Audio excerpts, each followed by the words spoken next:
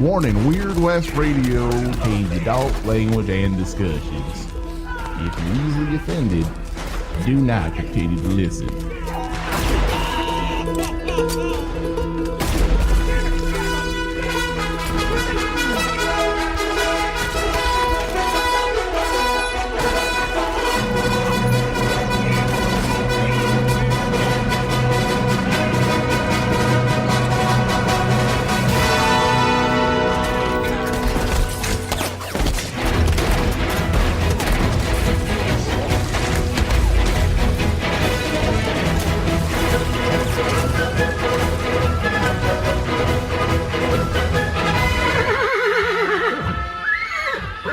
In this world, there's two kinds of people, my friend.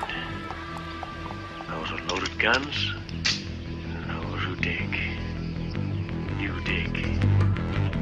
Hello, welcome everybody to Weird West Radio. It's been about, I want to say about 2-3 weeks since our last Weird West broadcast, not including the record-breaking Hell on Wheels edition that we did a couple weeks ago, Clint. Fantastic. Yeah, I want to just thank everyone who tuned in to our last Weird West Hell on Wheels edition broadcast. It was the biggest downloaded show that we've had. I would like to say it's because of us, Clint, but I think it's just that I think it might be because Hell on Wheels is just his gaining popularity. They heard about two guys talking about Eva every chance they got. Yeah, they want to hear the creepy voices, longing after Eva and her tattoos on her chin. Creepy. Nice. No, we're creepy. Yeah. Yeah. Well, I mean, come on. Actually, no. People think it's funny, so we're good, man. We're good. But today we are back in studio, and we're going to be discussing and breaking down a few different subjects that I believe fall into the Weird West category or world or universe of the Weird West. Number one is going to be the audio adventure produced by the genius musician Lonesome Wyatt, The Strange Adventures of Edgar Switchblade. This whole concept is just badass. He created, Lonesome Wyatt's a musician for Those Poor Bastards. That's his band, that's him. And he just, about a year ago, decided to start doing a storyline dealing with a character named Edgar Switchblade. And it's a little bit of a B-movie-ish, kind of pulpy a bit. So we'll talk about that a lot more in detail. And then, of course, we're going to be covering, which we've been telling you guys this for the last couple weeks now. We've had some requests. Me and Clint decided this would be a great fit for the show. We are going to finally talk about the movie Priest. That actually starred Carl Urban and Paul Bettany, but also stars Maggie Q as well, which for all you guys out there might know who she is. She's that hot chick from, I think she was in that TV show Nikita for a while on CW, the remake. Oh. Also, she's been in Mission Impossible. She was also, I think Bruce Willis beat the shit out of her in one of the Die Hard movies. She was like a badass chick that was, I think, in the fourth one with the one with Justin Long in it. She was in that. So we'll talk about that movie and all kinds of good things. But first, before we get into Priest and Edgar Switchblade, we have a little bit of news and announcement to get to. Once again, a big thanks to the Hell on Wheels listeners who helped push our show straight up to the top. Number one downloaded. I think it was the most popular show that week on the network as well, Clint. So kudos to you, my friend. Oh. Yeah. Thank you to the fans or the listeners. Yeah. Yeah. Now, Netflix picks up Longmire. Now, we've discussed this. I don't know how many. It's so hard to know what we say on air and off air because you and I tend to have discussions a lot, but after recording and before recording, and I don't even know what actually makes the cut and actually gets on air.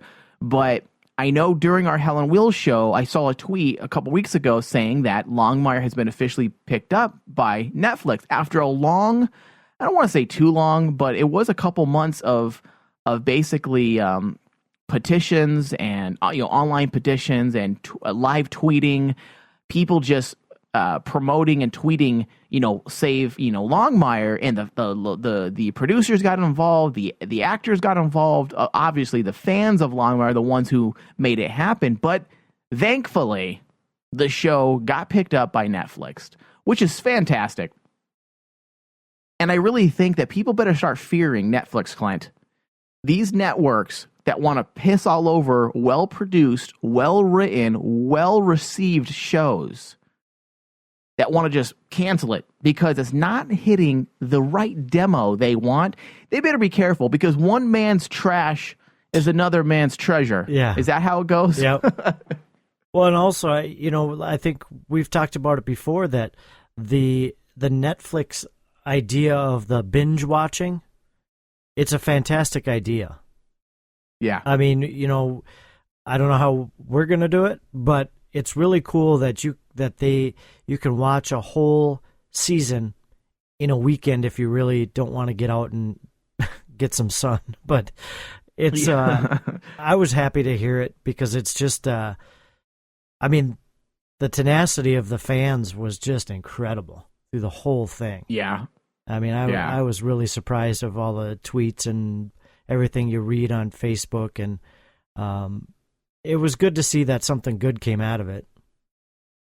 Yeah, for sure. And you know what? It's nice to see when you have a good show like this, other people realize it. And people like Netflix and Yahoo and hopefully Amazon and Hulu, these are the the four powers of, I guess we can call them web streaming networks, that they're going to give these networks a run for their money, and they are going to pick up your trash. So be careful what you throw away, because I'm going to love, Clint, that if this show goes on for another 5-6 years and it becomes one for the record books, meaning it's going to be remembered as, wow, this show was great.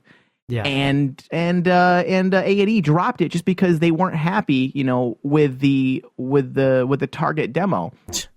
Let me get into this article here. Netflix revives Longmire. Longmire Lives, the drama which A&E axed in August despite strong viewership, is coming back for a 4th season. Strong viewership. How do you cancel a show that way? I can't get that through my mind. Now, capping off a few months of talks about an afterlife for the Warner Horizon television production, the new season will premiere on the streamer in the US, Canada, Australia, and New Zealand in 2015. When Warner Horizon Television came to us with the idea for the new season of Longmire, we were intrigued because the series is so unique and consistently great. Very true. This is what Netflix VP of original content, Cindy Holland, has said. Now, and that's especially this last season. I was actually talking to one of my friends about this, that of all this past year, we're at the end of 2014. And Longmire, I can go back and look at all the shows I've watched, and Longmire is easily on the top 5 best television shows that I've watched this year. Easily. This past season was fantastic. Some of the best TV to grace broadcast airwaves in a long time. Mm-hmm. Most ever. And the fact that they don't rely on the over sensual storylines and the graphic blood and the cursing, even though I don't mind that stuff, the fact that they don't zero in on all that. Don't get me wrong, there was plenty of violence in this show and plenty of hot chicks, but that's not the focus. The focus is a 50-year-old man, a sheriff. Yeah. Okay. I mean, the youngest cast member is what? The blonde gal, I forgot her name now. Katie Sackhoff. So A&E raised eyebrows when it pulled the plug on Longmire. It was the cable network's most watched original scripted series, but Longmire's fan base skews old. As I was saying. Now, I had a discussion with my brother who works with this type of stuff, like demos and marketing and whatnot, and he said, 18 through 49 is the targeted market, and I guess they weren't getting that 18 to 49. They were getting that 35, mid 35 up and older, past 49. And yes, they have more disposable income, but they are not the ones that buy things. So from a business standpoint, they did what they had to do. They cut the cord on something that was great because they weren't making the money that made it worth their while. So, and I get that. Yes, the younger audience is, I guess how it goes is the younger audience is more acceptable to advertising and marketing, which does make sense. They're the ones who start the trends, the younger people. So they were trying. We got to give them credit. I'm not going to bash A&E too much, but it does suck. And it is advertising is what is what's going to get the job done. But with something like Netflix, you don't have to worry about that as much. There's a streaming. You pay for the service. And in the long run, it's not going to hurt a network like Netflix because, you pay to watch countless things, and this will just be one of those things available on Netflix. So, and like you said, it'd be really cool to see those like Longmire just keep going for a while and just kind of, you should have held on to us. I mean, look at how strong we're going. Well, after this, I'm sure it will. I just think that the fans, they came out of the woodwork. So maybe they're not getting the advertising dollars or whatnot, but it was A&E. What's going to be on there now? Another reality show. Yippee skippy. Right. Yep. And I think they already have like a few more lined up already. So, now good news is the writers have already gotten back to work. So the cast of Longmire still have 3 more months before production begins for season 4. But that doesn't stop the growing excitement from the fans. And that's true. I'm excited. That's very true.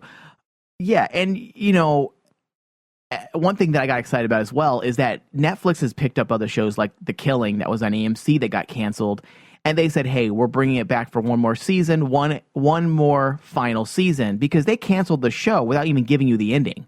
So Netflix picked up The Killing and gave us the conclusion, the final chapter, which was phenomenal. And they didn't say that about Longmire, so I'm glad. Meaning they have no plans to end it. They didn't just say we're getting picked up for one more season. They're saying we got picked up by Netflix. So hopefully we'll get another 3-4 years out of the show, because a show like this easily has a minimum of 3 more years easily. Oh, sure. All right. Well, Clint, on that note, we do need to go to a quick break. We're going to come back. We're going to jump into our discussion. Not a review. We're not really going to review Edgar Switchblade. We're just going to kind of discuss it and expose our listeners to something weird and something Western. So we'll be right back. You like that one?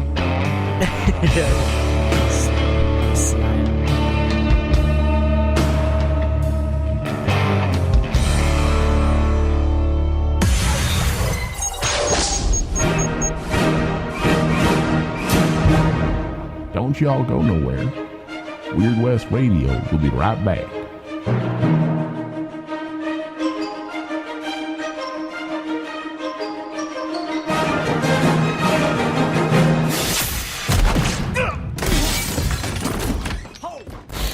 He's got a bunch of different pills, I guess, that he's made since like 2006. He's got... Do any of them do anything actually good for the world? No, they all like make your fart smell like something different. Really? So this guy's just wasting his talent. Well, he's got a fart-reducing powder for worst pets. Invention ever. He's got farts that he can make your farts smell like roses or violets. Okay, how about this? Can he get rid of farts? No. Okay, then quit making your pills. Well, if you get rid of farts, you die. Make it come out some other, like maybe make a hole in your body somewhere. What, you want to come out your armpit? Yeah, something. So your armpit smells like shit? Yeah, you know how like you let air out of a tire? Like give us something where we can like let the air out, like at the side of our hip someplace. Yeah. You want a colostomy bag? Yeah, there we go. That'll work. That'll work. I don't know, man. I think actually your butthole is that hole that kind of lets the gas out, Mike. Let's put it someplace else. I don't know. Why don't we just make a trap door for your bum hole? Yeah. Women have 3 holes, right? Because they have the urethra, the birth canal, and do they really? So stupid. Wow. Wow. Which one do they fart out of? Well, I don't know. Ask the girls on Orange is the New Black. They can tell you. The Rain Man Show. Every week on Rain Man Digital. Go to rainmanwashere.com for more details. You know, you play those Adam and Eve ones? Yeah. Way back when I ordered a Western one called Rawhide off of Adam and Eve. Every time I hear that ad, I just laugh. Oh, that's so funny, dude. You should have used our ad. Why can't you order another one? Well, you guys weren't around when I ordered it, man. Rawhide. Oh, man. Yeah. Even your porn is Western, dude. I know, isn't that silly? That's awesome. This is all going into the live read. All right, here we go. All right, so it's Christmas time, Clint, and everybody needs to find a gift for their chosen... What are you going to get me? Well, I'm giving you this show. I allow you to vocalize your thoughts each week. There's your Christmas gift. So Roku is the perfect gift for your family, loved one. Sometimes we find it hard to find that right gift for someone. Sometimes we find ourselves getting gift cards or just straight up cash. But one thing that will always make people happy, everybody loves TV. Everybody loves movies. And Roku could make that perfect gift. 1,800 channels, 1,800 plus channels in the U.S. and counting. You always find something to watch. The most popular streaming channels, you got Netflix, Hulu, Amazon, as well as HBO Go. I mean, the list goes on and on. They also have private channels where you can actually make your own channels, put your own content, and watch what you want. Starting as low as $39.99, start streaming. You can connect them to pretty much any television, new or old. Roku. Head over to rainmanwashere.com and click on our Roku banner. You used Roku before, Clint? No, I haven't. Oh, well, you should. I might start. Yeah, you might start. You might want to start, I should say. Obviously, you can get Hell on Wheels and Longmire on there. Yes, especially with the new. See? Look at there. There you go, with the new Longmire coming to Netflix. So head over to rainmanwashere.com and click on the Roku banner. Give us some help and help yourself. More entertainment.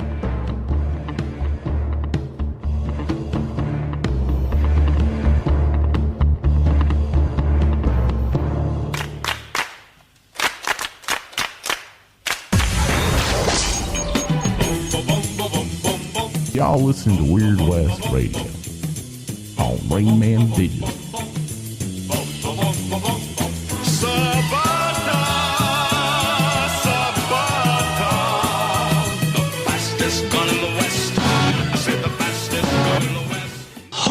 Cast the first stone, who will send me back home? Sin is eating up my bones, I'm walking with the devil. This world is so evil, Lord, Lord, Lord.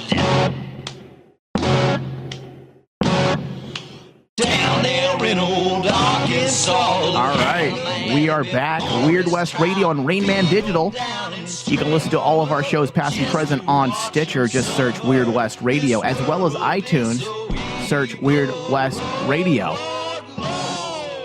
You can always find us also on the website, rainmanwashere.com/Weird West Radio. Now, Clint, you and I haven't had a chance to discuss this yet, but this will be our last broadcast of 2014. Oh, boy. Going to be closing down the studio doors for about 2.5 weeks for the holiday season. I've never done that before. And I figured, you know what? Our network has grown so much in the last 7 months, I can afford to. I'm just going to do it for the first time ever. Because when before we were Rain Man, it was Cazador Radio, and we always did Christmas and holiday specials, which was fun. But also it put a lot of unnecessary, what could I call it, stress on myself. Mm-hmm. And I figured, you know what, there's no point. Just close the show. Let's close the doors and turn off the power for a couple weeks. Oh, there you go. Yeah, obviously that's an exaggeration. I will be in here still working. I just won't be doing shows.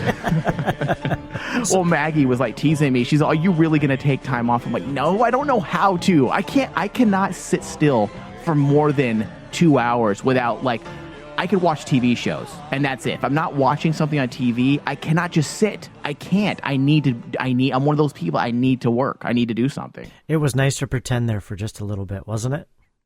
Yeah, it was. It feels good. Yeah, I'm rested. You're rested. Yeah, come with me to Make Believe Town, Clint. Oh, that sounds a little homoerotic. Come in the van. Oh man, all white. Come to tinted windows. To Make Believe with me, Clint. Oh, okay. You got puppets. I'll come in the van. Oh, weird. Man. Yeah. All right. So let's just jump into this little bit here. The Strange Adventures of Edgar Switchblade. Now, it's much like the old-fashioned radio plays from the 30s and 40s, Clint, which I'm sure you're familiar with, stuff like The Shadow. You remember The Shadow and War of the Worlds. War of the Worlds is a little more uppity. It's not as pulpy, but you could throw that in there. But basically, before television became the norm, this is what people listened to. The radio plays, narration stories, actual straight-out acting, reading of stories. It's produced and written by musician Lonesome Wyatt, most notably from Those Poor Bastards. Basically, Those Poor Bastards and what the music he produces is what some people call gothic country or doom and gloom country. Goth, dark, evil country. There's so many subgenres, and there is no set genre. It's one of those weird areas of kind of a subgenre and / subculture, and it's kind of hard to find a niche for it. But I guess some people I would call it probably goth country. Evil, satanic at times. So good times. Yeah. Good times all around. Merry Christmas, everybody. Yeah. And a happy new year, you fuckers. So violent. So violent. That's funny. Now, the stories are told and written with a pulp vibe, i.e. dark, B-movie-ish, violent, and grim. I will give you but first, before we jump into it, I want to give everyone a kind of a bit of history on pulp and a definition, just so that people are aware exactly, and you'll probably have that aha connection of what it actually is. Now, pulp magazines, often referred to as the pulps, are inexpensive fiction magazines that were published from 1896 through the 1950s. The term pulp derives from the cheap wood pulp paper on which the magazines were printed. In contrast, magazines printed on higher quality paper were called glossies or slicks. The typical pulp magazine had 128 pages. It was 7 inches wide, 18 inches high. And it was thick with ragged and untrimmed edges. So it was awesome, dude. Yeah. Pulps were awesome. I've actually got a few Western ones, and they're rough. They're not like today's comic books or anything. And then when you said the rough edges, you are not kidding. It's like some guy actually took a saw to them. But that's what makes them cool, Yeah. And believe it or not, much of our entertainment today is inspired, even if, they're not drawing a lot of attention to it, like someone like Rodriguez or Tarantino or even Rob Zombie. I mean, I can go on, but even people who like them, those three filmmakers, draw a lot of attention to their works and say, this is pulp, and you can definitely pick it out. Oh, B-movie style. Whereas there's a lot of just entertainment in general where they don't draw that attention. It's more subtle, where they're drawing inspirations from the pulp stories, some of the classic radio shows, the pulp magazines. So it's definitely left its mark on pop culture, whether you even realize it or not. It's in every form of entertainment we ingest today has a little bit of pulp in it. In the first decades, pulps were most often priced at 10 cents per magazine, while competing slicks cost 25 cents. Now, and again, back then they were considered shit. Much like, Clint, we've discussed this as well, is spaghetti westerns. A lot of the Euro westerns were looked on as just complete and utter garbage. Mm-hmm. But nowadays, there's a newfound appreciation for this lost art form. And again, something like spaghetti westerns, you see a lot of inspiration as well seeping into modern filmmaking and pop culture. Now, also another thing is pulps tend to be sleazy. I mean, exploitation. They're not necessarily for kids, even though you had people, in the movies. Hey, Paul, I got this new dime magazine down the street. Like, yeah, kids probably read it, but they were more for an adult audience, or adult, I guess, readership, because they were very, very sexualized. And it's funny because you think of the time period and you're like, wait, early 1900s and 1830s, they had stuff like that? Oh, yes, they did. Something happened, Clint, between like the 40s and the 90s, where all of a sudden we decided to clean up our entertainment and take out things. Well, that's too violent. That's over-sexualized. We're going to take that out. And yes, we have those things still, but they're more restricted. If that makes sense. Oh, yeah. They slap, mature ratings on things or rated R ratings on things. Whereas you had some of these dark fucking stories, man. I mean, dark, cannibalistic, over-sexualized, and and they didn't have these rating systems on them. Something happened, during that Prohibition era where we wanted to be holier than thou. We started, putting all these unnecessary restrictions on things. And I think in a lot of ways, I think that's what killed the pulp more than anything. More than, there's so many different, studies that have been done what's actually killed the pulp. But in my opinion, it's just that. I mean, the same thing when we were condemning people who boozed it up during the Prohibition period, you saw lots of things. That was just one example of our holier than thou mentality. While we're shaking our fingers at it, but behind closed doors, we're drinking it up and reading pulps and having sex and orgies. It's so true, though.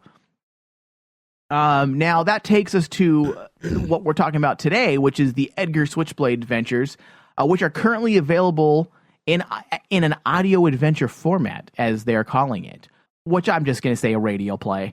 And the novel, there's also a novel form, but our main purpose today is to discuss the audio adventure. But we will post links and make sure you guys can find from thosepoorbastards.com. You can find all versions of the Edgar Wright series, whether it be the audio format or the book or novel, which is I think a little over 170 some pages. I don't have it in front of me, so I haven't had a chance to read the book, Clint, but I'm probably going to check it out. Yeah, I just got the audio. Last year, the first #1 came out, the first audio adventure, which was The Strange Adventure of Edgar Switchblade #1, Krampus Unmerciful. Yeah. Now, it's pretty dark, man. You listened to the whole thing, right? Front to back? Yes. Yeah, which, comes in at, I want to say, 7 minutes running time on side. We'll just call them side A, and side B was a little under 7 minutes. So total story time is about 13 minutes, and it's definitely Weird West, man. I would consider it Weird West. Yeah, it's almost like the Crypt Keeper and Anton LaVey had sex, and this audio show came out. Yeah. Now, the synopsis for it is Edgar Switchblade and Old Red are back for a revolting holiday horror bloodbath of doom. Join them in their first audio adventure as they meet the legendary Yuletide monster, Krampus. Hear them torture and punish the wicked ones on a dark and stinking Christmas Eve. And you ain't shit. Man, oh my God, it is revolting, but it is awesome. It really is awesome. Go ahead, man. Just jump in. It wasn't what I was thinking at all. And they had the Christmas feel to it. Yeah. And I was like, wow, this is the type of shit that you want your kids to hear, like in the beginning of the year, and play it for them every once in a while so that they stay good. Otherwise, Edgar Switchblade's going to come after you.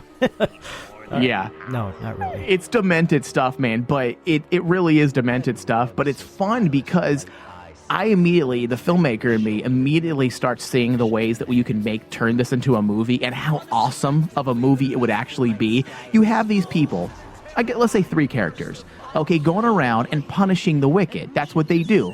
For 13 minutes, they, through narration of, I believe, Lonesome Wyatt is the one narrating it. He's basically reading, and then also there's some acting moments as well. So it's not just acting, that like people talking in an acting format, but there's also narration that goes along and helps propel the story through.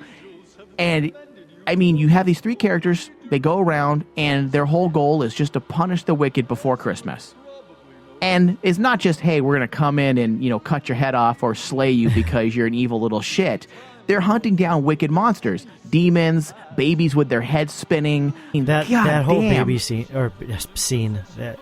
the whole baby part, that was so fucked up. It was. I mean, I'm listening to this and I'm like, what has he got me listening to here? I mean, granted, it's good, it's dark, it's something you probably haven't ever heard before, and I'm here to tell you that scene, or God dang it, that it's all part is really the part I was like, whoa. Yeah. Christmas and taking care of a baby. Yeah. Can't you see this, though? The way it was done. And this is why I love this guy, man. Lonesome Wyatt is a genius. And just through a simplistic way he told the story, I can immediately start seeing where I can start writing the script and writing the beats. Because you could totally set it up. Totally, you could see where you have to add a little more depth to it, but you have the introduction of these characters almost like the old Japanese animations where you're hunting demons. Turn it a little more, keep the characters as they are, add a little more depth to each villain. Tell me that wouldn't be an awesome, dark horror film. It almost, in my head, when I was listening to both of them, I actually envisioned the Nightmare Before Christmas look. Yeah. That still, or that claymation I could type see that and too, the darkness yeah. and the weirdness. That's what I saw on both of these, and I was like, wow. Dude, that's a perfect example to kind of make it easier for the listeners to connect with it. But yeah, but if they were to do something like that in an animation format, just make them slightly look more pulpier than what the Nightmare Before Christmas people normally look. Oh my God, man, that would be great. Oh, I think you can get away with more if you do it that way too.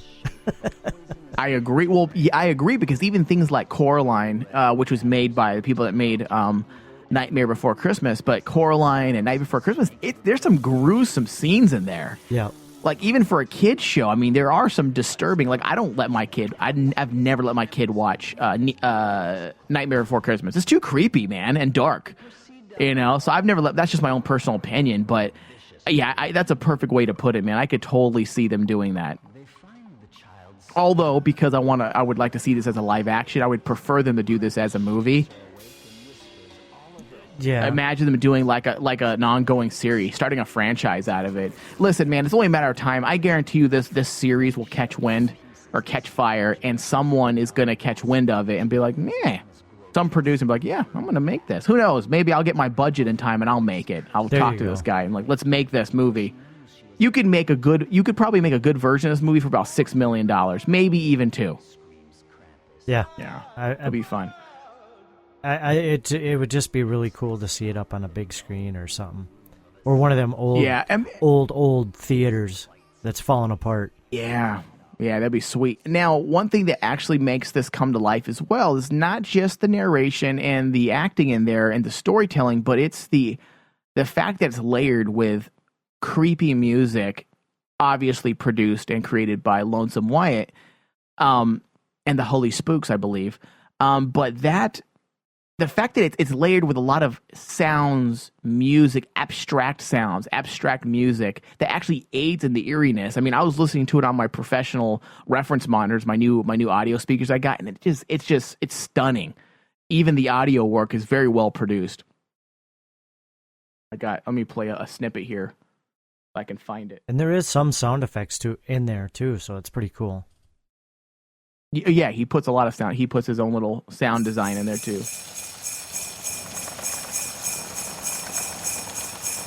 A pleasant crackling fire struggles bravely against the suffocating primeval darkness.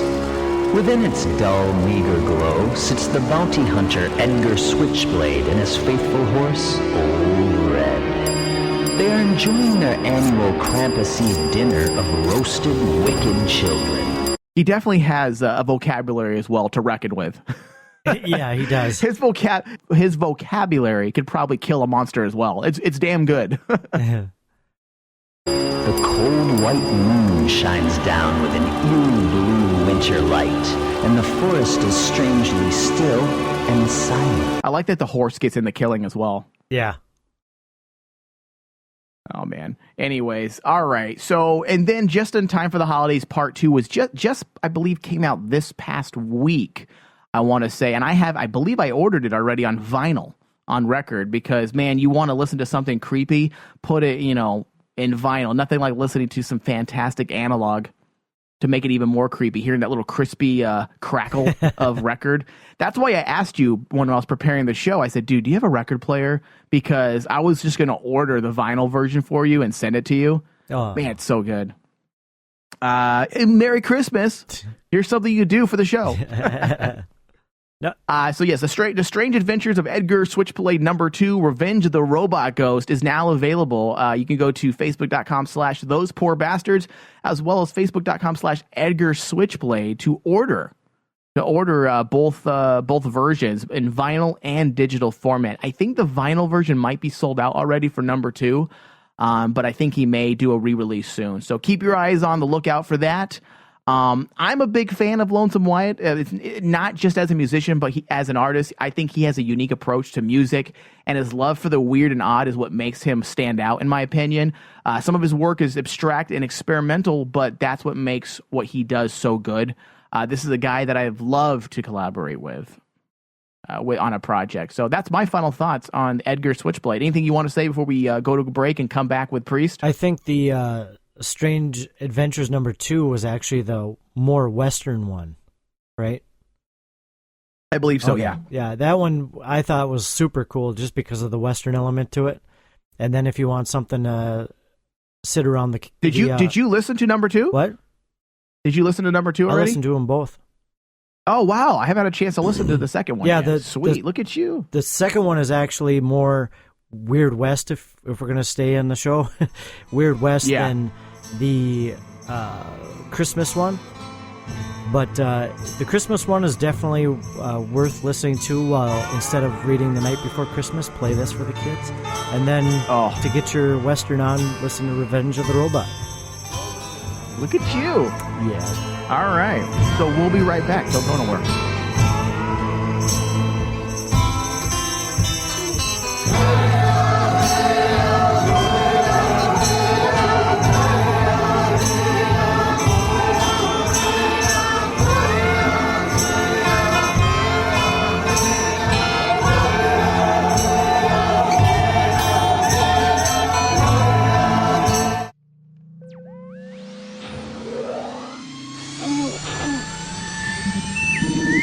This is Star Wars from the Baka Tank exclusive.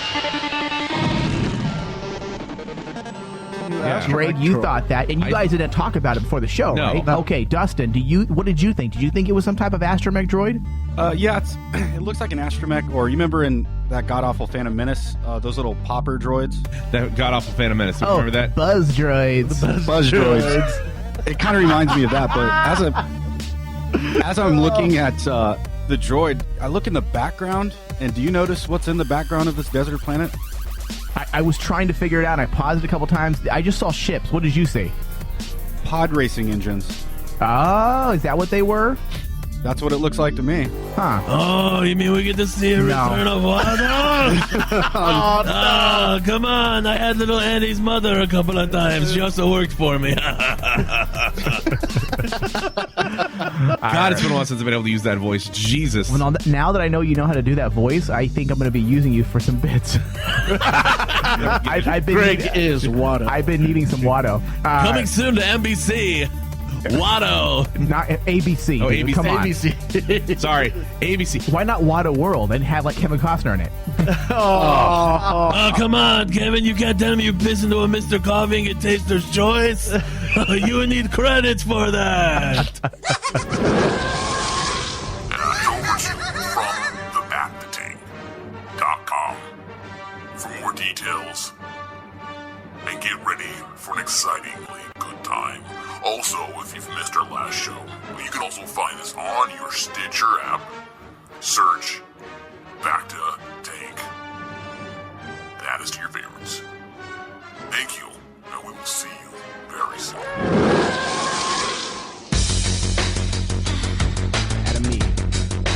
Adam Eve. AdamandEve.com. Everybody should be going to AdamandEve.com. Right now, they are giving out 10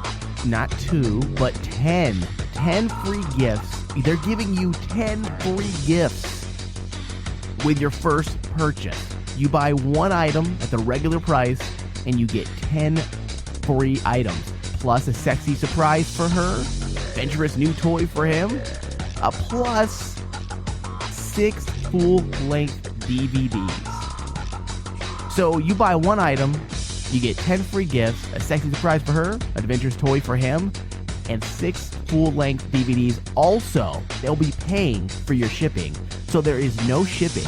All you do is buy one item. Go to AdamandEve.com, and at checkout, enter DEAL30.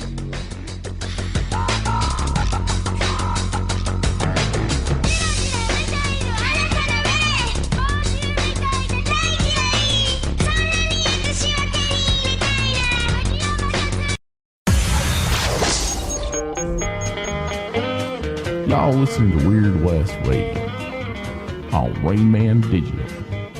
I'm a guy with a heart of gold, the ways of a gentleman. I've been...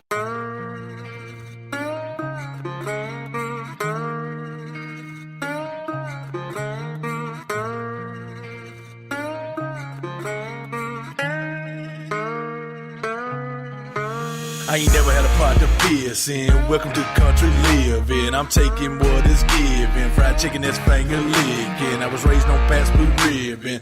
Front porch picking and grinning. And as long as I'm here, I'ma drink some beer and keep my country folks jigging. And show the city just what they missing. Cooking greens up in the kitchen. Asking us just how we did it. Cornbread with the fixin'. Man, you think we slipping. Little shine and some fishing. Take your dog running. All right, we're back on Weird West Radio. On Rainman Digital, you can find all of our shows, past and present, on Stitcher. Just search Weird West Radio. Now, we're going to be jumping into something we've been basically teasing for quite some time. And I got to say, I had a lot of fun watching this movie again. I forgot how much I liked it. But we're going to be discussing Priest. All right, now, some people... I would definitely consider this a Weird West. Some people might debate whether this is a Weird West or not, but that's what we're going to discuss today. Not only are we going to review the movie, but we're also going to discuss some of the elements that would weigh in our favor. Because would you agree, Clint, that this is a Weird West, or would you say it's not? No, it definitely has all the elements that we've been talking about almost in every show. It definitely has that feel. Now, this movie's directed by Scott Stewart and written by Corey Goodman, and it's based on the graphic novel series Priest, which I have not had the pleasure to read that graphic novel yet. It was published, I believe it was published before 2000 and it ended in 2006 or 2007. Don't quote me exactly on that, but I think that would be the right dates. I contacted one of my buddies that work at the comic book shop, and he said he's going to try to get me an old version of the novel for cheap, and I'll take a look at it. But now the synopsis is Priest, a post-apocalyptic sci-fi thriller, is set in an alternate world, one ravaged by centuries of war between man and vampires. The story revolves around a legendary warrior Priest from the last vampire war who now lives in obscurity among other downtrodden human inhabitants in a walled-in dystopian cities ruled by the church. When his niece is abducted by a murderous pack of vampires, Priest breaks his sacred vows to venture out on a quest to find her before they turn her into one of them. He is joined on his crusade by his daughter's boyfriend, a trigger-fingered young wasteland sheriff, and a former warrior priestess who possesses otherworldly fighting skills. Sounds like an epic story. Mm-hmm. Now, one thing I know, oh man, let's jump in before we start breaking down the Weird West elements. Let's first jump into writing, because to me, as people know by now, if the writing isn't on par, I just say fuck off. Like I don't care if it's good or not. Like if you have to have some pretty good damn filmmaking elements for me to continue to watch it. If there isn't some type of talent in the writing, and to me this is a big budget movie, and typically you don't see good writing in movies like these, and this movie, I felt, yes, it wasn't breakthrough writing, but the writing was done appropriately and it hit all the marks in the right areas. For example, Clint, you and I have beaten this to a pulp. We've beaten this dead about the 10 minutes. About those first 10 minutes in a movie are very important. It's called the inciting incident. And the 10 minutes in, we are fully immersed into the world of Priest. In 10 minutes, we understand the entire world, and it wasn't done in an insulting manner. And here you go, here's a terrible voiceover and narration, and now we're about to start the story. It started off with a nice scene of a vampire attack and a guy being taken away, and then all of a sudden we go to a narration that's animated where you see vampires and humans waging some fantasy type war, like almost like a medieval looking type war, and they tell you the story of vampires and humans and what has happened, how the church created these people called the priest, these religious, holy fighters who have defeated the vampires. And within 10 minutes, You're in it. You know the entire movie in under 10 minutes. The guy with, if you remember, Clint, the main character, Paul Bettany, is actually in the confessional, that confession scene where he's sitting and he's talking to the pastor or the head of the church. Yep. He's actually sitting there talking to that guy 10 minutes in. And I thought about it. I'm like, wow, I looked at the clock and we're in under 10 minutes. It felt like we were watching this movie for already 20 minutes in a good way. Yeah. In a good way, because we were given so much substance. And the way the substance was delivered, it was delivered in a very smart way. That's how, if you're going to do voiceovers, that's how you do them. Typically, I'm not a fan of narrations, but when they're done in the fashion of like a fantasy epic, it can work. And when I say fantasy epic, I say something like Lord of the Rings. If you realize there is a little bit of inspiration from that as well, with the epic narration, with some of those shots, the monolithic like statues that oversee the city on the outlands and the border when you're entering the outlands of the city or the outskirts of the city. So yeah. I felt like the opening 10 minutes was just so expertly done, very well. What were your thoughts in the opening 10 minutes? Well, like, after doing this show, that's what I look for now. When we're reviewing something, I look at the clock, I wait for 10 minutes, and if I'm not enthralled, I'm like, God, this is going to be a long movie. And this just kind of, like you said, you were already, it felt like you already seen the movie. Now you're going to learn stuff, new stuff as you go along, instead of learning it as you go. And, you're already an hour and some minutes into it, and all of a sudden now you're learning something, you're learning something from his past. You've already learned it. Now they're moving on. And it was probably one of the best intros to a movie that we've actually reviewed so far, in my opinion. I agree. I mean, again, just to reiterate, we were completely immersed into this world within 10 minutes. We understood this odd, different, alternate world that we're about to enter. We understood it. And by doing something that well, first off, it's extremely hard to do that in 10 minutes, first off. And the fact that they were able to do it in a very convincing way, it allowed us to jump immediately into the real plot, the real story of this movie. Because you could see how, it would have taken away so much from the plot and the story if you didn't have that 10 minutes. Let's say you saw the scene where Carl Urban's character gets taken by vampires, and then all of a sudden we jump to modern times, or, into the modern times of this movie, into the contemporary time this film's taking place in, and you see Paul Bettany's character walking, and he's in a confession, and he's struggling with, his past. It wouldn't have the same. You wouldn't have given justice to this world. You wouldn't understand what's going on. You wouldn't even really care. So much would have been lost, and then we would have had some stupid, terrible scene, 20, 30 minutes into the movie where Paul Bettany sits down and basically explains the world to some character, which would have been horrible, which is what you see in movies. And it slows a movie down quick. Right. It kind of like that movie that we saw with Wesley Snipes, Gallow Walkers, that he did that. He kind of sat you down for a good 20-minute scene where he explained everything about this world. When if they did something as good as what they did with Priest in the opening 10 minutes, would have resolved any issues of having to tell you what you're seeing through exposition. Mm-hmm.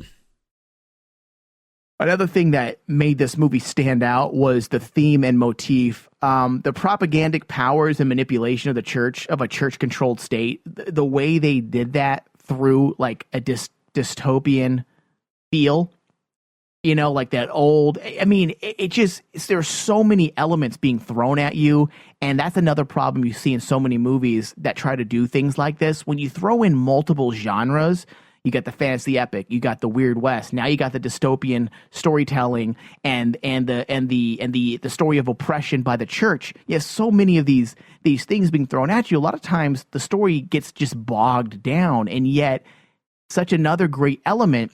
I mean, just little things. Like, for example, in the city, within the first 10 minutes, you hear on continuous replay on speakers across the entire city, very Nazi World War II-ish, where they're talking to you and preaching to you about the religion. Oh, there's only, serve God. To go against the church is to go against God. And immediately, again, in those 10 minutes, just through the little talking in the background, you immediately understand that there's some type of oppression. I mean, the city's closed up. If that doesn't look like Nazi World War II, what they did to the Jews in the concentration camps where you can't leave the city. Oh, we're trying to protect you. Yeah. You cannot leave the gates. It's what it is they're afraid to lose their power. And again, the way they showed that through a couple scenes, they were able to show you that just through a couple scenes. And not only with the scenes, but just the fact that the statues and the city and the fact that you're encompassed and how people are basically generally, they look like they're downtrodden. The entire city looks much like when you have an oppression authority, when you have someone's thumb over you, that's usually what the city looks like. An occupied city. Right. You don't look like you're all happy. Oh, the church loves you, but why is everybody so miserable and poor looking and dirty and they have no food? And they're that's all the clean first in their sign whites. of a bad government. Right. Exactly. Now, Act 2, there's a significant act break again. That you could definitely tell where the Act 2 begins. Again, that's what I always look at. Right at 17 minutes, just shy under 20, you immediately see where Act 2 starts. And again, where Act 2 starts usually is where you know where the story's going to go from here. And that was definitely at 17 minutes and 55 seconds, I believe. You could definitely see, okay, the kid went and got Paul Bettany, and he said, hey, yo, dude, I need help. Your niece or whatever has been kidnapped. I need your help. Obviously, this woman's important to him, or his niece, his family has been murdered. And now the priest is going to break the rules of the church, and he's going to leave the city without anyone's permission. And all that within 20 minutes, and you automatically knew that was the end of Act 1. You're like, okay, that's what the story is generally going to be about. It was very distinctive. It was very easy to pick out where that act break was at. Yeah, so stupid. That being said, let's jump into the Weird West elements of the show, Clint. Now, what was one? Because there was many. Because the filmmaker that directed this, what's his name? Scott Stewart definitely favored the Western genre over any other genre that he may have been drawing inspiration from. I mean, there were so many Western archetypes in here that just oozed of Western. Mm-hmm. Number one, well, you know what? Why don't you tell me which is a scene that really stood out to you as, wow, that is so fucking Western? Well, I just think the landscape itself, you went from, you went from the town almost out to the wastelands, but if you looked at it as a Western, you went from the town to the prairie, where kind of anything goes type, it's lawlessness. And, I mean, it's a desert. I mean, there's really nothing else out there but desert. And that was probably the biggest Western element that I saw is like you left the, what's the word I'm looking for? The state, the controlled state, and then you went out to the wastelands, and I thought that was, like I said, the biggest thing for me, and the cool train. But yeah, well, those wastelands, they resembled, and probably much of it was visual effects as well, which is fine because the visual effects were stunning, which we'll get into that in a minute. But much of the landscapes looked. The scenes looked like they could have been shot in Almeria, which is where many of the spaghetti westerns were shot. Yeah, those white mountain landscapes that are when the sun hits and the way the camera exposes it, it's very bright, very white, very overly exposed, not a lot of saturation, like not a lot of bright colors, which also fits with the post-apocalyptic feel. So yeah, the landscape. I agree with you. Those landscape shots are just fantastic. And I mean, just that. Let's talk about that. The funeral scene. The funeral scene alone, where he goes and where the priest goes and basically watches his brother. I believe it's his brother, right? I forgot now. Yeah. He watched his brother and his wife get buried.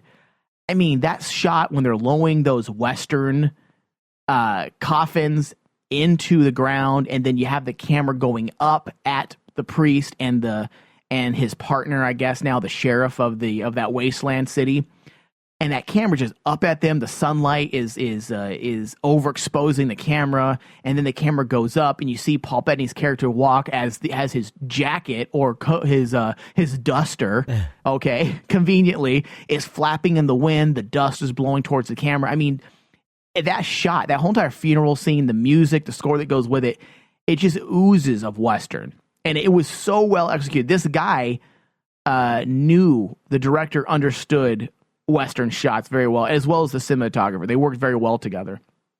Another standout moment was the vampires. I like that once the vampires were created, they placed them on what, Clint? Reservations? Yeah. I was like, that was, I don't know. I'm not to say that the Indians were anything like vampires, but the fact that they use reservations, like the surviving vampires were conquered and they were placed in prisons, basically, that they called reservations. I love that. I was like, I got all giddy when I heard them. Like, yes. Well, yeah, and they kind of said it a lot. I thought it seemed, yeah. or maybe well, I was just picking up on it, but no, they did for sure. I was like, wow, they're on reservations. Nice. Well, yeah, I mean, even down to when they enter the city, when Priest leaves the dystopian type city. The church ran town and leaves the safety air quotes here of the confines of the city. He goes into this city and you see this scene where the phony I guess salesman. You have the classic like snake oil salesman in the city trying to sell like the cure-alls. Yeah. Like, here you go, I could protect you, and basically it's holy water. Tobacco juice and whiskey. Yeah, yeah. And the fact they used the actor, I forgot his name now, but the actor from Deadwood, he's the Doc. Oh, yeah, that was in Deadwood. I mean, dude, he's just as Western looking as he gets. And the fact that he was in town in a wagon type surrounding selling snake oil. I mean, the attention to detail when it came to the Western elements were there. Once again, the writers and directors did such a fantastic job making sure we understand that this is a Western Western world. I mean, there was technology, there was vehicles, there were speeder bikes. We were in the future or some odd future that could or couldn't be ours. But I mean, there were speeder bikes, which were horses.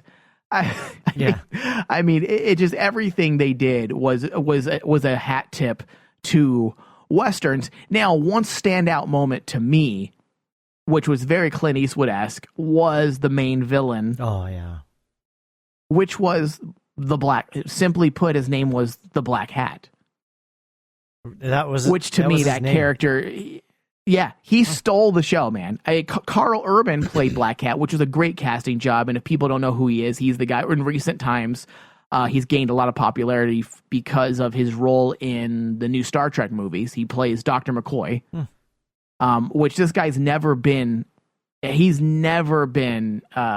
He's an underrated talent. The guy has been in a lot of things. Lord of the Rings. He's been in Lord of the Rings as well, and never really got the credit due to him. And just in a role like this, you can see, wow, man, this guy is just a badass. And it immediately made me want to see him cast into a Western. Yeah. He had the whole entire, like, man with no name vibe going. In fact, he had no name. It was Black Hat was a nickname. I mean, he definitely had that swagger. Well, and he was just his look, was... Yeah, oh, yeah. The head vampire or whatnot... You wanted to see way more of him than you did because he was just that badass. Yeah, I mean that scene when he basically took down that city at the train stop, and he's just like dancing to like orchestra music in the city as the city burns. I fucking love it, man. He has that duster and the hat. It's funny because I like that he never lost the hat too during that fight scene on the train. Yeah. When he's fighting the priest on the train, which again, another. Okay, you're gonna have they're bandits and they're robbing the train. I mean, they're trying to scale the train. Classic. I mean, what screams Western more than a shootout and a fight scene on top of a speeding train going towards full of vampire spot? What was it? Vampire eggs or what was? Yeah. I believe that's what it was. Yeah. So, I mean, that scene fighting, I like that the entire time while they were fighting on that train, he didn't lose his hat once. I mean, and spoiler here, when supposedly he dies, even when the train, explodes, whatever, and the hat still lands. I like how the hat floats and lands right next to the priest character, his feet. Yeah. I thought that was a pretty cool moment. And then, of course, you have moments like the West. These are all elements that I'm weighing to say, yes, this is a weird West. I mean, even when they want to find out where the girl was taken, which is the driving point that keeps the plot going. They're looking and trying to save his niece, which ends up being his daughter, correct? Yes.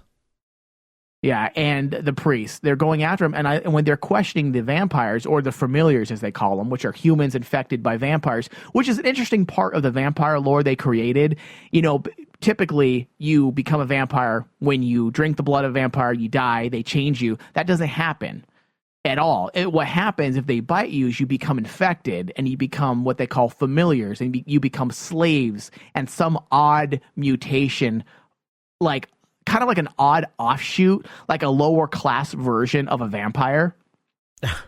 Because in this, the vampires are more or less monsters. They are monsters, and they don't have humanoid qualities. Whereas the Black Hat, which is what the whole purpose of this movie was, when it comes to the villain side of things, was he was the actual true vampire that we are familiar with. Mm-hmm. That was created by the Queen vampire created him. Yep. And made him basically a non-familiar vampire that can turn other people into vampires. How about that? And he became... Wait, go ahead. Oh, I was just going to say that there was a monster that guarded the tomb. Remember that? Yeah. It was like a big uncircumcised penis with fangs or whatnot. That was a wicked scene. But a badass scene. It was cool, man. He throws those... crosses. Yeah, which are awesome. Yeah, which was very cool. I want some of those.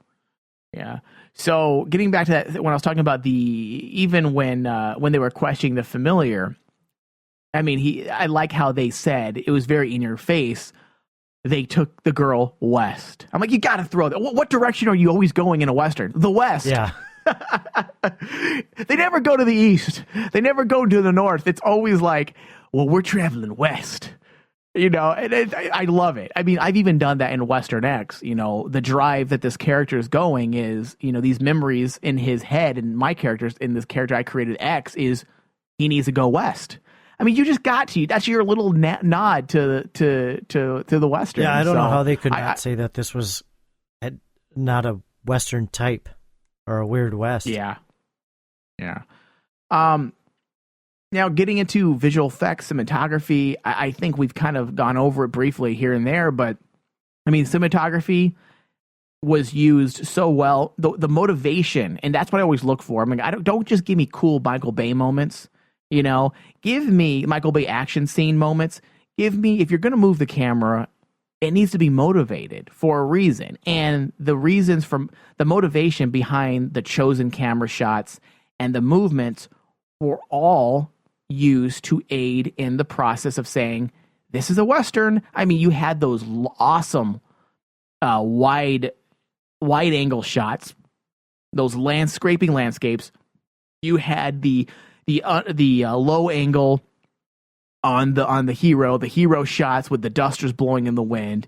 Yeah, the train shots, the camera sweeping by over you. I could just hear a Morricone. Even though I liked the soundtrack, I could totally turn off the sound and put a Morricone track on there, and I guarantee you it would flow so beautifully with that train scene. Mm-hmm. I see that. Yeah, so the cinematography, like I said, it motivated everything that was done. It was used to, again, set the tone. Even if people don't get it, like, they're not beating your head over. They're not beating it over your head with it.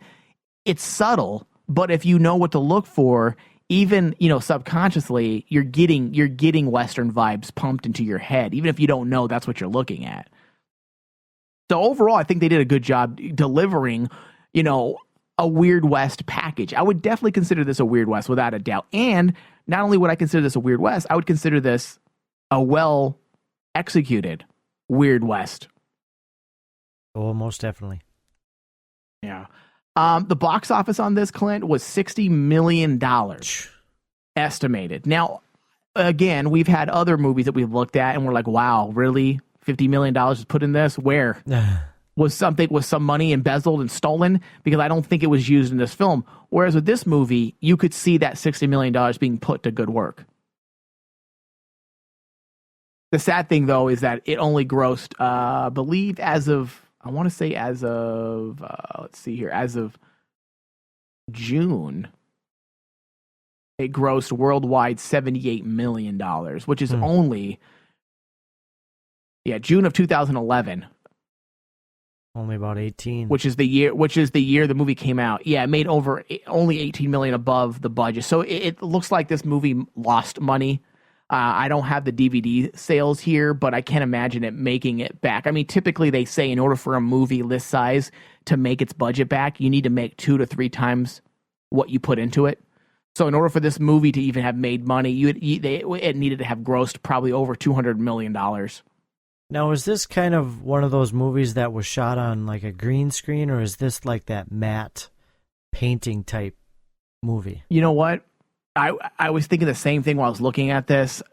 I'm not quite sure, man, because I'm sure a lot of it was done in green screen. But some of the shots looked like they could have been miniatures as well. And some of it looked like it could have been, like some of those mountain scenes looked like they were matte shots. Like they were old school digital, possibly digital mattes. Maybe not the old school matte paintings were actual paintings that they put in front of the lens, of the camera. Modern day filmmaking has updated it to being digital mattes, where they shoot it behind green screen and then they have an image, a high resolution image that they superimpose into the background later. Oh, okay. It's not moving; it's still, but you can make it look like it's moving in editing. Within editing, you can make it look like it's moving. So, okay, because it's always kind of interesting to know, because like the big movie that I think a lot of people know used a lot of green screen was 300. That seemed like it brought that green screen out front to me anyway. And I just was kind of wondering if that was more of a green screen or a something else or what. It was definitely green screen. There was a lot of green screen utilized in this, but I think there was also practical effects as well. It seemed just basically because I have an eye for visual effects, I think there were some practical effects as well, which is basically real life stuff that's actually done right there on set. Mm-hmm. Obviously, some of the landscape shots were real, some of the desert shots, but then of course the landscapes with the mountains. I'm sure a lot of it might have even been a combination of real sets. They call them set extensions, where you'll have a landscape and they'll do an extension of it. So they'll add a mountain in the background, or they'll add, like, obviously those monolithic statues were probably added as well. Or definitely added. I don't think those things exist in real life anywhere. Because after we reviewed, what was it? 10,000 ways to take a shit in the West, or whatever it was.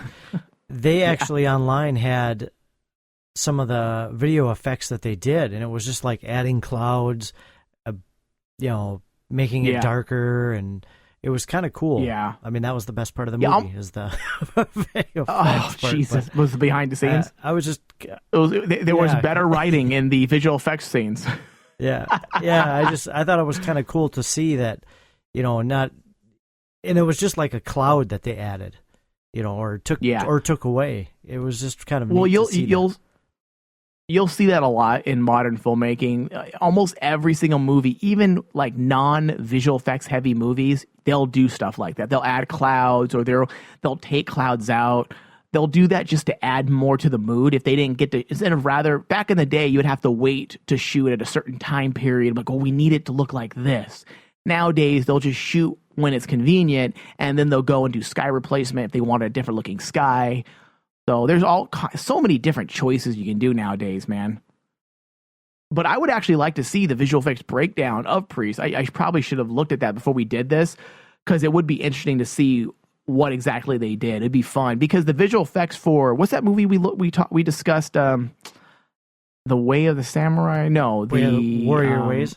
The Warrior's Way. That movie, I watched the behind the scenes in that. Oh my God, it's phenomenal, man. It's so effing good. And it's weird because the movie wasn't written. Remember we discussed about that movie? That movie wasn't even written to be a visual effects movie. They actually went in later and did a lot of the visual effects. So to think about that, man, think about doing a movie that you didn't plan to be visual effects, and they went in later and decided to do it in post. Well, and this is the frustrated video effects guy in me, but I would assume that would be more painstaking and more time consuming. Yes. Than, it's miserable. Yeah, because you're wasting so much time on getting the right light and all that stuff when you could just do it right in your editing suite or whatnot. Yeah. Anyway. Yeah, for sure, man. It is painstaking. I mean, it's called rotoscoping. Rotoscoping is where you actually go in and you go, like, I don't know if you're aware, because I know you mess around and dabble a little bit in visual effects, but rotoscoping is just where you basically outline, in layman's terms here, you trace something that you want to take out. Now, in Photoshop, that's easy. You take something out because it doesn't move. It's a still frame. Okay, now imagine you having to trace something that is moving, because you can't just do it and be done with it. You actually have to go frame by frame. Now, frames are less than seconds. So let's say you have, so you can do 200 or 300 frames, and you've only maybe moved 15, 20 seconds, if that. Oof. Yeah, so it is painful, man. Visual effects is no joke. Yeah. That's a lot of time in front of a monitor. Dude, man, I spent, for a project I was doing on somebody, to rotoscope something out, I spent, for a 30-second scene, 30 seconds, I spent 3 weeks of putting in 6 to 8 hours of work. Holy balls. It's miserable, dude, for 30 seconds. Yeah, I mean, dude, if you look at the credits in these movies, these like Marvel movies, these blockbuster films, if you look at the credits and you look at the visual effects part, look for rotoscoping next time, and you'll see literally 1,000 names. They're like, hey, they have 1,000 different people doing rotoscoping because it takes fucking forever. Wow. Yeah. So there's not like an easier way to do it. I mean, they don't have like this big massive computer that you go, I want this out, and they take it out. I'm sure some of the bigger studios have things that make it easier. They do have things that will make it to where you don't have to trace every frame. But a lot of the times, if there's a lot of motion and moving about, and there's like a bullet coming through the scene that's a real bullet, or there's a bird flying in the scene that you decide to film with it, or there's somebody jumping in and out of the scene with you, the more that's in that scene, in that shot, the more hand work you'll have to do. More work you'll have to do by hand. Because let's say it's just one guy, that's it. And you could probably set the computer to just kind of auto rotoscope out, and you have to just kind of keep an eye to make sure that it stays tracing the character or the subject. Sure. But most of the time, you have a lot more going on in that scene, and that's where you have to actually do the work by hand. Oh, cool. So, anyways, on that note, let's go into the saloon, Clint, and let's grade this movie. What are your final thoughts on this film, and how many shots of whiskey do you give it? I thought this was probably hands down. My favorite was Warrior's Way, we just talked about. But I gotta say, this one actually is my favorite Weird West that we've actually reviewed.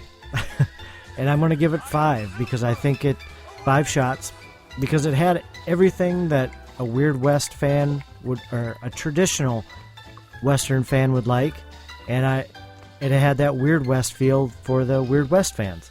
And, I think you won't miss, you won't regret seeing this film because it hits it out of the park. I have 5 shots. All right. 5 shots, really? Did I say 5 shots before, or did I go 4? Yeah. No, I just did it with 5 shots. That's phenomenal. Good job, dude. I agree. So stupid. All right. So my final thoughts here is, I enjoyed this movie the first time I saw it. And when I watched it, I wasn't looking at it, back in 2011, I wasn't watching it for the artistic value or the Weird West value. I just liked it because it was a fun popcorn movie. And a lot of times what you get with these popcorn flicks is it's littered with just stupidity, bad writing choices, bad acting moments, and filled with exposition where they're explaining the story to you. And, I think we've all, as mainstream viewers of these type of movies, we've all just kind of swallowed them like, that's what we're going to get when we see a popcorn movie. But then every once in a while, you get a popcorn movie like this that comes into the theaters and kind of wows you and says, wow, this movie was actually really fun to watch for a popcorn flick. And there's some really cool artistic moments as well, both visually and in storytelling. And I think this definitely fits into one of my, I guess I would say this is one of my favorite Weird Westerns out of a top 20 or 30 of them, just because of the fact that the elements they put in were so well done. The writer and director both knew what they were trying to accomplish, and I think they accomplished it, in a very, they accomplished it. Let me keep it simple. I think they accomplished it. I think they accomplished what they set out to accomplish, if that makes sense. Mm-hmm. And I would have to say I also give this movie 4 shots just because of the Weird West elements and, and because of the fact that not only did it have great Weird West elements, but it was written very well. The formatting was spot on. This guy knows how to write a script and keep you entertained. You were invested in the story with under 10 minutes. So not just the Weird West elements alone did I appreciate. So 4 shots of whiskey and I'm drunk. But I didn't eat. I didn't eat anything today. You should have. So stupid. Yeah. So I think. Is there anything else you want to add, Clint? When are we coming back? Do you know? Do we know when we're coming back next year? Because this will be, like I said before, this is our last show. Well, you are the boss of the year. Okay, let me check my calendar here. Let's see. Well, you are gone for the holidays too, because you sent me a message. That said you're going to be done too. Yeah. Are you off of work as well? Are you done? I'm actually. For the Christmas week, I am off. Oh, nice. The whole entire week. Done. That's awesome. That's the way to do it. All right. Okay. So we will be back. We'll be back. December 14th is when we'll be back. Because I'm taking that whole New Year's week off as well. January 14th, sir. I'm sorry, January 14th. Yeah, we'll be back in 4 days, guys. No, we'll be back January 14th will be our return, and we'll be back on a regular schedule after that. Holidays, man. It throws a curveball, but I hope everybody enjoys their holidays. Clint, you have a great holiday. You too, sir. And I want to thank everybody for the wonderful time. I think we put out about 20 shows between Longmire, regular Weird West, and Hell on Wheels. I think we put out 20 shows in like 5 months. Wow. Which is fantastic. And I thank everybody that listens at each and every week. And you can always list all our shows on demand at rainmanwashere.com/Weird West Radio, as well as Stitcher, Smart Radio. Just search Weird West Radio. And we'll see everybody next year. Bye, everybody.